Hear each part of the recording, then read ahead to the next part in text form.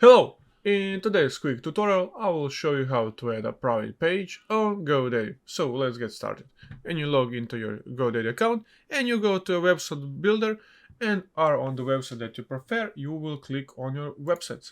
When you click on your websites, you will go here to site navigation and click the add page button. When you click the add page button, you can put the title of your new page that you want to do. I will put, for example, 123, and after that you will just put this private page. When you check up this box private page, you can click create, and after that you created your private page on your website.